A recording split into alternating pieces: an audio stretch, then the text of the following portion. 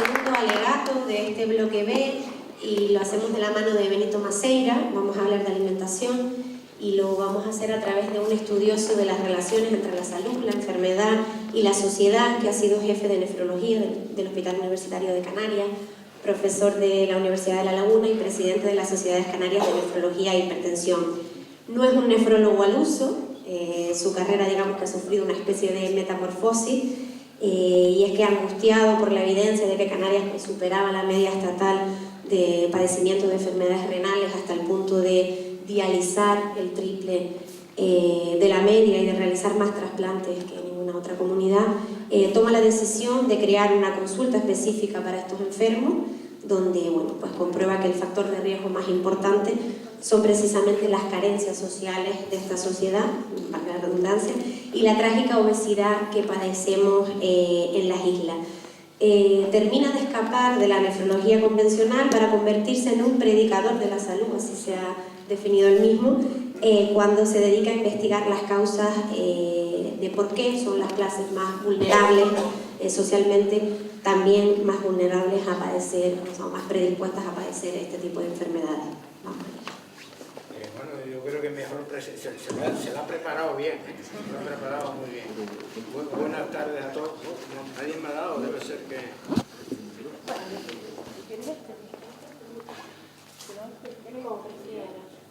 Bueno, yo creo que... Yo prefiero ese, pero después de un tiempo.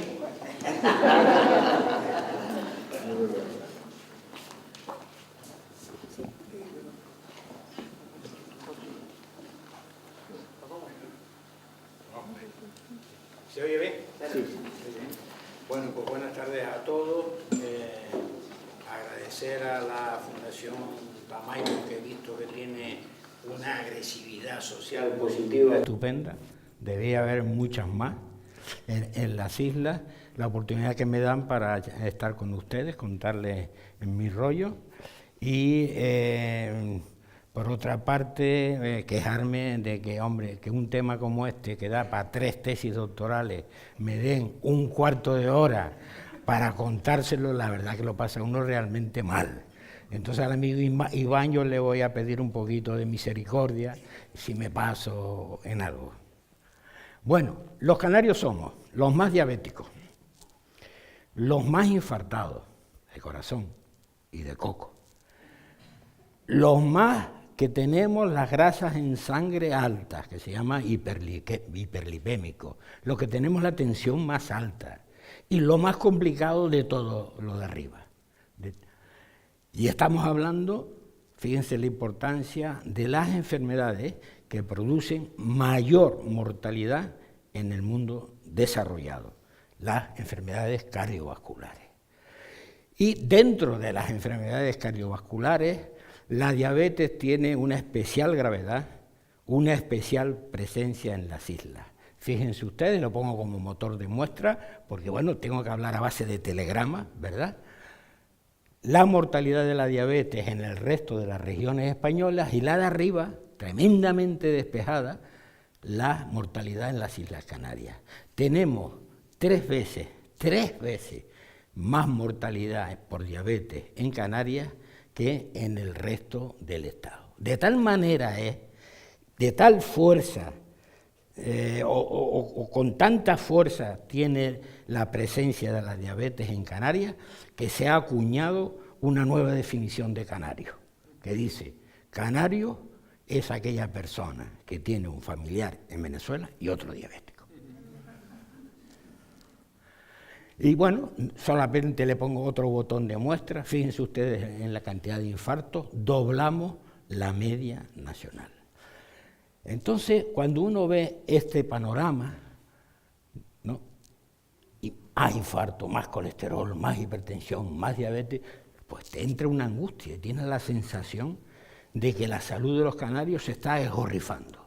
No sé si cómo lo dicen aquí, desgorrifar, ¿no? ¿O no es un término que se usa por aquí? Bueno, desgorrifar es lo que le pasa a un helado cuando está a pleno sol, o lo que le pasa a un castillo de arena en la playa cuando le llega la ola, ¿verdad? Realmente angustioso. Bueno, los que nos dedicamos a estudiar las enfermedades de este tipo, cardiovasculares, sabemos que detrás de todas ellas hay un patrón. Y este patrón no es otro que el que ustedes ven en la diapositiva, la obesidad, la gordura. La gordura es la locomotora que arrastra una serie de vagonetas como son la diabetes, la hipertensión, el colesterol, cierto tipo de cáncer, enfermedades renales, etc. Por lo tanto, la obesidad es lo que está detrás de todas y por donde empiezan las enfermedades cardiovasculares. Bueno, de obesidad en Canarias estamos pero sobrados. Tenemos uno de los porcentajes de obesidad mayor del mundo, a la altura de países paradigmáticos en obesidad, como son Estados Unidos, como es México, etcétera, etcétera. Y, bueno, yo creo que había que cambiarle el nombre a las Islas Canarias. Había que llamarlas Islas Michelin, porque es tremendo lo que tenemos en Canarias de obesidad. Detrás de la obesidad viene todos los demás, ya vamos explicando ciertas cosas. Y somos líderes en obesidad de todo tipo. En obesidad mórbida, que es exagerada, medio monstruosa, en obesidad de la gente ya mayor, de 65 años, y sobre todo muy grave, es el porcentaje que tenemos de obesidad infanto-juvenil. Tenemos el 20%, el porcentaje de obesidad más alto de Europa y uno de los más altos del mundo. Y esto es terrible, porque niño gordo deviene en un obeso, un adulto gordo. Y ya sabemos lo que hay detrás de la locomotora de la obesidad. Solamente hay una institución que nos iguala en índice de obesidad, que son las Fuerzas Armadas Españolas. Justo tienen el mismo porcentaje que nosotros, el 30% de obesidad. Bueno, ¿y esto por qué? ¿Por qué sufrimos nosotros esta epidemia de enfermedades cardiovasculares tan diferenciadas del resto del país? Cuando hablamos de enfermedades cardiovasculares siempre hay que jugar con dos polos. Un polo es el polo genético, ¿verdad? La predisposición genética familiar que tú tengas a padecer una enfermedad, y la otra es el polo ambiental, es decir, las condiciones de vida que tiene el individuo, el estilo de vida que puede terminar produciendo una serie de enfermedades. Entonces, cuando nos propusimos responder esta pregunta, dijimos, bueno, vamos a empezar por el polo genético. Entonces, vamos a ver, Iván, no te duermas, entonces vamos a ver si los guanches tenían la culpa de esto. Si nosotros heredamos de alguna manera la tendencia a la obesidad, a la diabetes y tal de nuestros antecesores. Hicimos un estudio rápido, cogimos a los enfermos complicados de riñón y diabético y una población testigo general, de familiares, gente que llevaba al hospital, y estudiamos los que se llaman los genes primigenios, es decir, los genes que tienen los guanches, que ustedes saben que son bereberes, que solamente específicos lo tienen los guanches. Y vamos a ver la presencia que hay en los dos grupos. No había ninguna.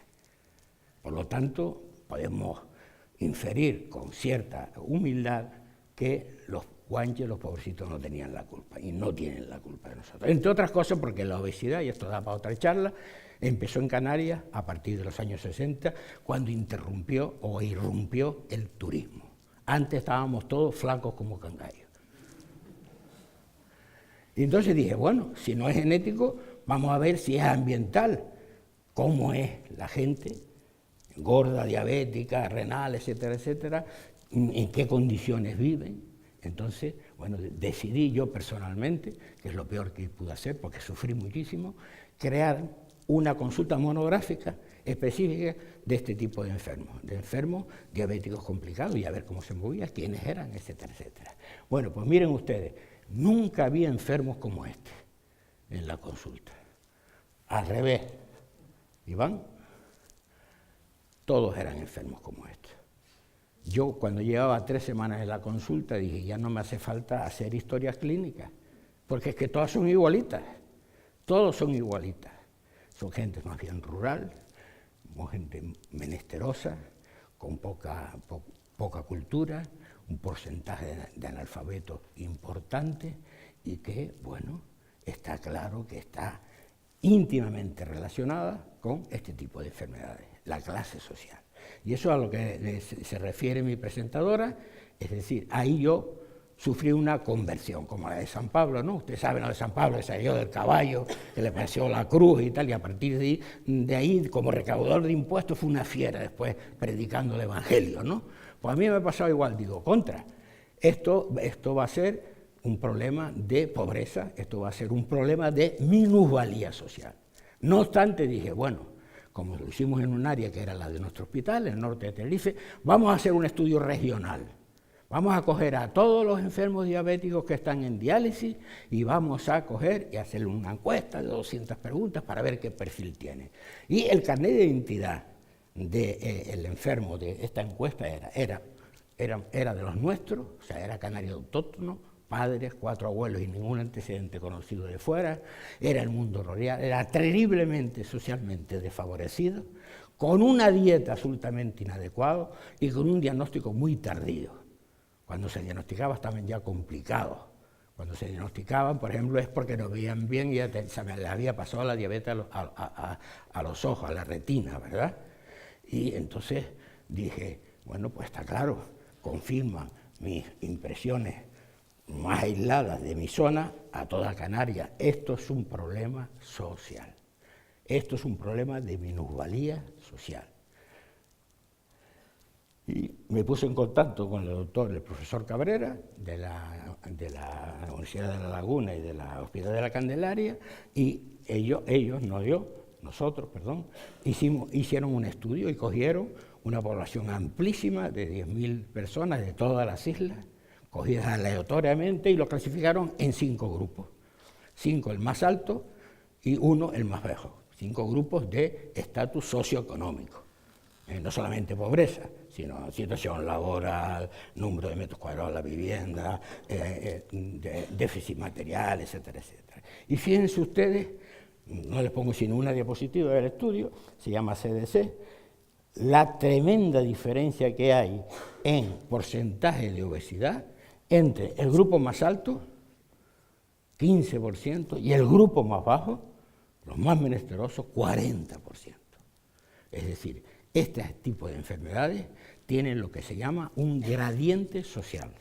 A medida que se baja la escalera de la situación económica, se va aumentando las posibilidades de tener todo este tipo de enfermedades y se va aumentando las posibilidades de no cobrar la jubilación.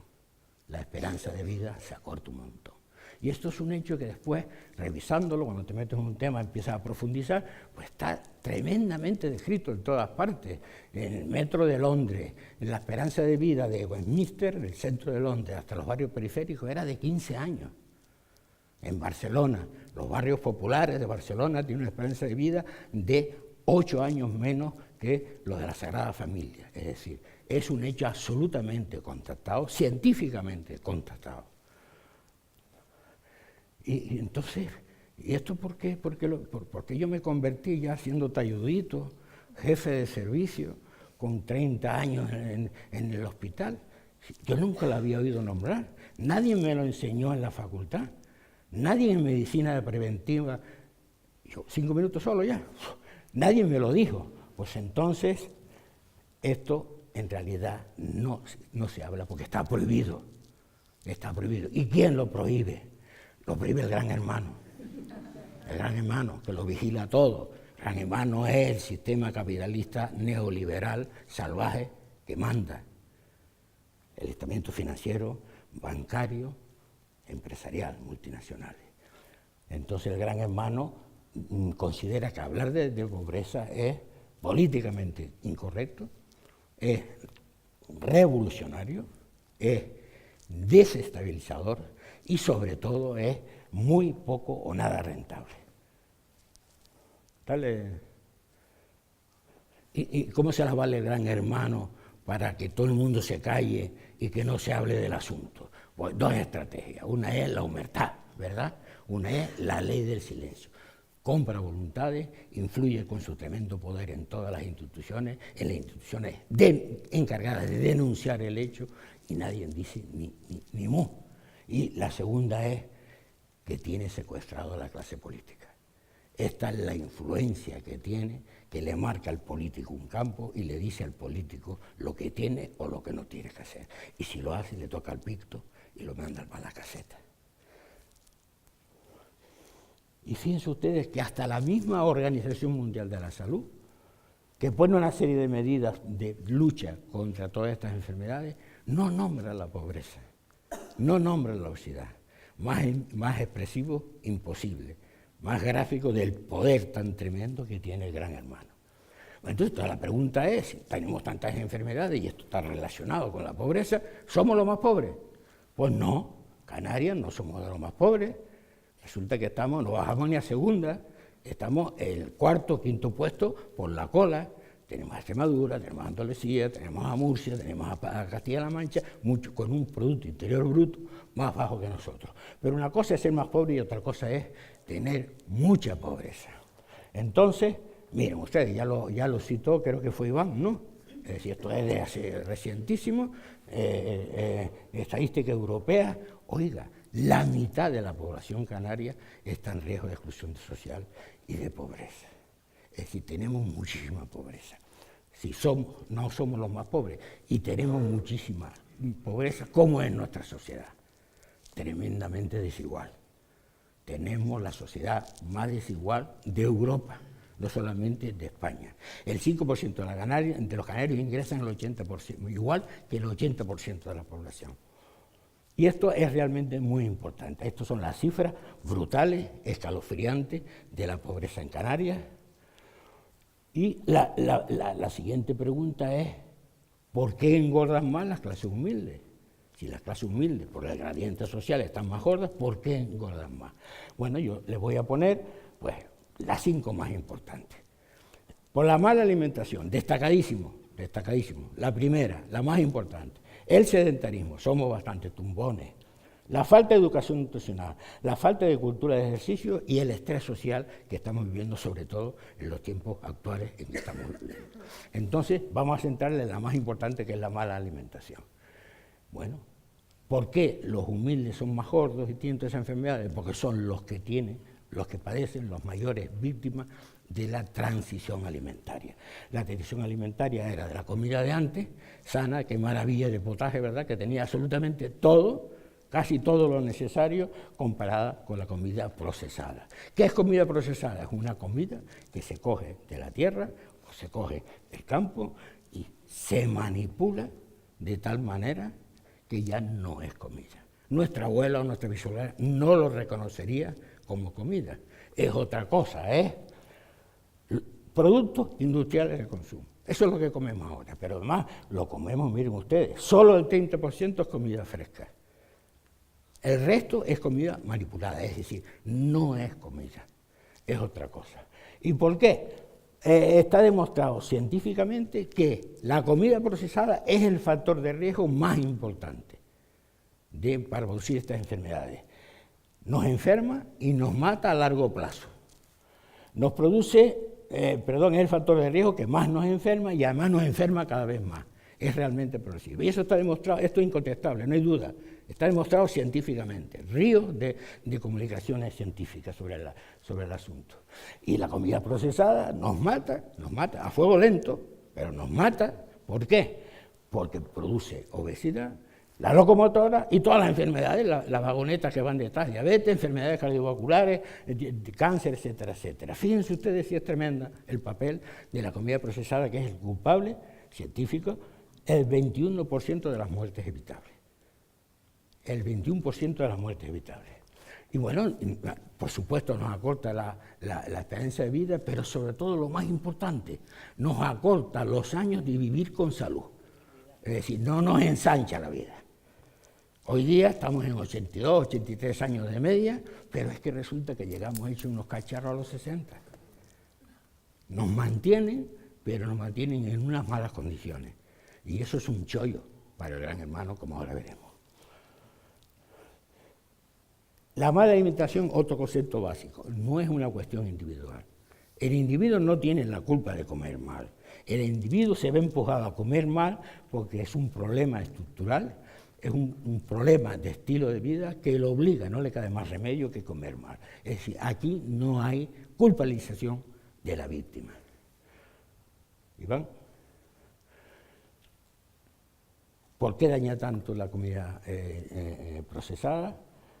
O perdón, ¿para qué? La anterior, para hacer los alimentos más gustosos, para hacerlos más vistosos, para crear adicción, sobre todo del azúcar, y para hacerlos que duren más. En definitiva, va a ser negocio, va a hacerlo mucho más rentable los alimentos. El azúcar, las grasas y la sal son los grandes sicarios de la comida procesada. Pero el problema es que son sicarios en B, sicarios ocultos, no se notan, están introducidos y están engañosamente etiquetados para que nosotros no nos demos cuenta. El azúcar, por ejemplo, azúcar B, está, fíjense, esos son los terrones de azúcar, fíjense la pizza, la siguiente, el tomate frito, nunca me podía haber imaginado que tuviera esa cantidad de azúcar, y no digamos nada de la Coca-Cola. Una Coca-Cola, 30 gramos, tiene más cantidad de azúcar que lo que una persona tiene que comer al día. Una Coca-Cola. Y los políticos de nuestra isla, ustedes todos son testigos, ni siquiera han tenido lo que tienen que tener para poner un pequeño impuesto a las bebidas azucaradas. Ni siquiera eso.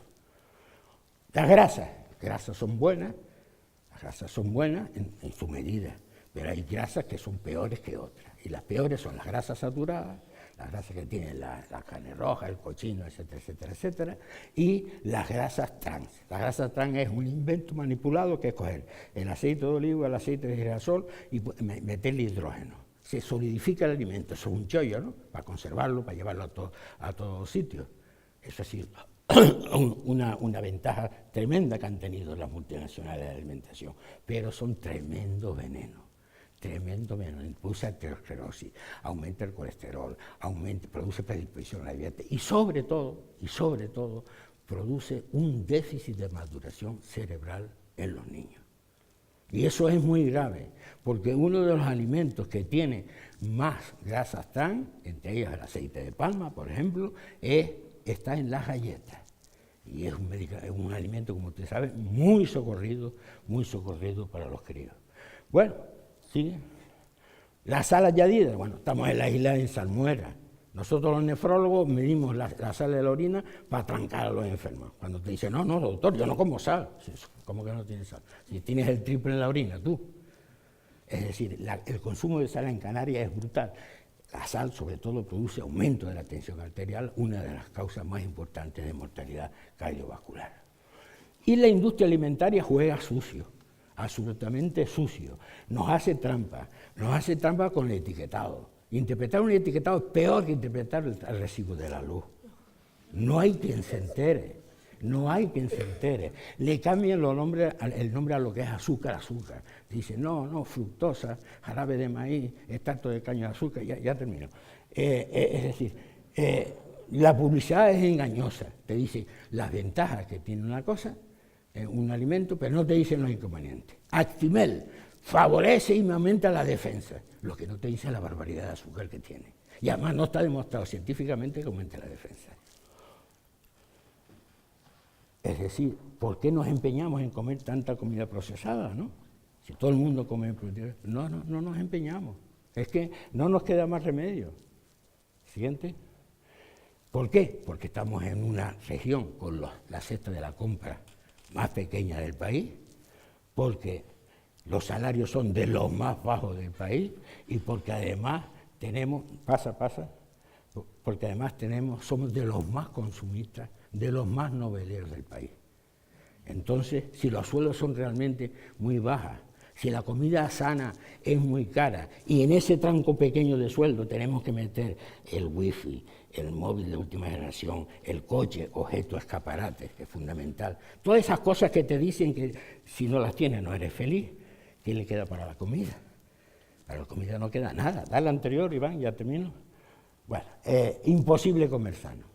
Hemos calculado que el 70% de la población canaria se alimenta exclusivamente de comida procesada, con lo que eso significa. Y bueno, ¿cómo no va a haber bañas en Canarias, no? con todo eso, ¿no? Si somos sedentarios, si comemos fatal, comemos comidas engordantes. Y bueno, ¿y qué se está haciendo con esta avalancha? Se está poniendo puntales. Estamos haciendo medicina que yo llamo de desembocadura. Es decir, cuando viene el enfermo ya complicado y tal, le ponemos unos puntales para que no se nos caiga. Porque además, si no se nos cae, no hay negocio. Ojo, ojo. Hacemos una medicina de consumo. No hacemos esto. No ponemos una presa allá arriba donde se origina la barranquera para evitar los efectos abajo, que es lo que estamos haciendo ahora. Y además es sangrante la cuestión, porque todas estas enfermedades se pueden prevenir. Son enfermedades perfectamente prevenibles con políticas públicas. La prevención es barata y eficaz. ¿Y por qué no se previene? ¿Por qué no se previene? ¿A qué lo saben ya? ¿A qué saben lo que va a venir en la próxima diapositiva? Porque el Gran Hermano no le interesa. ¿Cómo le va a interesar al Gran Hermano si miren ustedes, no, la anterior, ha inventado la comida basura con unas ganancias infinitas?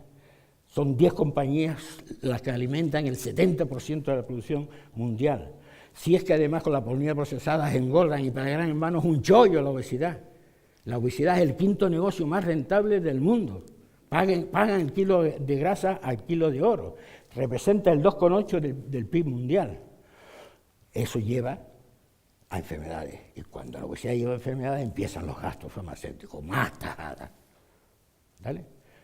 Más tecnología, más bypass, más diálisis, más trasplante, más y más acopio de dinero, más resonancia magnética, más escáner, más y más ganancias. Y hasta cuando nos morimos, nos sacan el jugo, porque la caja de un gordo vale como el 40% más que la caja de un individuo delgado. ¿Saben cómo lo llamo yo esto? La explotación porcina de la población. El cerdo no se le saca, no se lo aprovecha todo, hasta los andares. Pues eso es lo que hace el Gran Hermano con nosotros. Y miren ustedes, tiene todas las características, esta jugada, esta postura farisaica, avariciosa del Gran Hermano, tiene todas las características de un crimen de lesa humanidad. Según el Foro Mundial, Social Mundial, crimen de lesa humanidad es aquellos actos inhumanos hechos con dos exigencias: que afecte a un gran número de población, no digamos lo que procesada, y que lo hagan adrede, que sean conscientes de lo que está ocurriendo. Y eso entra perfectamente, lo que está haciendo el Gran Hermano con la población, dentro de esa definición. Bueno, soluciones. Si el problema es social, las soluciones tienen que ser sociales. No queda otro remedio. No hay otro remedio de mejorar la situación sanitaria de Canarias si no mejoramos la desigualdad social de Canarias. Eso es evidente. Y bueno, nosotros somos los que lo tenemos que hacer. No hay nadie, estamos solos. El Estado está maniatado. Las multinacionales están ahí poniéndose las botas. Los únicos que nosotros podemos hacer para arreglarlo es hacer presión social. Crear una masa crítica suficiente para que torcer el brazo del Gran Hermano, que mediante el voto el político diga: ay, voy a perder el hecho yo, voy a hacer lo que me dice la gente. Bueno, eso es una chuleta, porque claro, yo no se lo permitía a los estudiantes, pero aquí ya, como estoy viejo, pongo mi chuleta. Ya, termino ya, Iván. Entonces, todo el mundo, cuando tengo este discurso, me dice: mira, Benito, tú lo que eres un romántico. Para hacer eso hay que cambiar el mundo. Miren ustedes, el mundo se ha cambiado varias veces a lo largo de su historia a base de lucha, y se ha conseguido. Oye, tú lo que haces es predicar en el desierto. Pues miren ustedes, yo pienso que el desierto está lleno de orejas que a base de oír y de oír se quedan con la canción. Hay que ser optimistas, hay que luchar, es la hora de luchar. No podemos mirar para otro lado, nos afecta a todos. Si seguimos así, a todos nos vamos a quedar sin cobertura social.